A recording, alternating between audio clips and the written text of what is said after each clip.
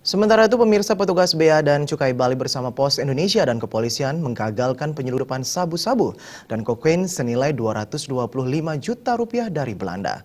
Barang terlarang tersebut dikirim melalui paket pos.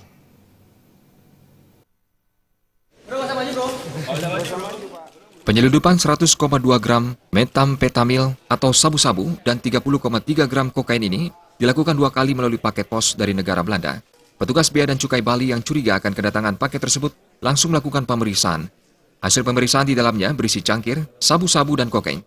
Kedua paket dikirim atas nama Patrick Huys, warga Nederland, Belanda, dan ditujukan kepada Mr. Kobu Raum yang tinggal di Decodex Gedung 6 Point Building, 3rd floor, Jalan Danau Buyan, nomor 14 Sanur Denpasar, Bali.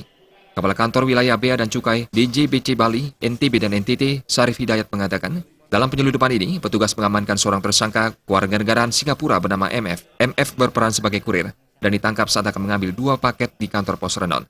Pengakuan MF yang keseharian sebagai DJ di beberapa negara ini, ia hanya diberi kuasa oleh Mr. Kobu Raum untuk mengambil barang kiriman tersebut. Jadi kami sampaikan bahwa ini adalah barang kiriman dari Belanda yang ditujukan kepada Mr. Kobu yang ada di alamat di Jalan Danau Buyan. Kemudian barangnya dikirim lewat pos udara.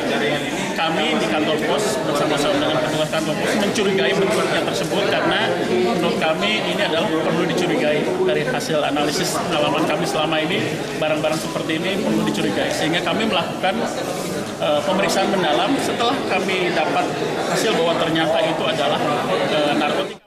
Sementara itu, Direktur Reserse Narkoba Polda Bali, Kombes Pol Franky Haryanto mengatakan, pemilik dari narkoba ini yakni Mr. Kobu Raum kini dalam DPO kepolisian.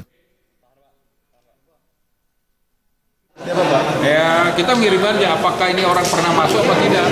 Ya saja nanti kita kirim surat aja kepada imigrasi. Ya, pekerjaannya DJ, ya freelance DJ. Terus kadang-kadang ada event dia pakai IO-nya. Tersangka dijerat pasal 102 Undang-Undang Nomor 17 Tahun 2016 tentang Kepabeanan dan Undang-Undang Nomor 35 Tahun 2009 tentang narkotika dengan ancaman maksimal 20 tahun penjara. Rai Suantara, Bali TV.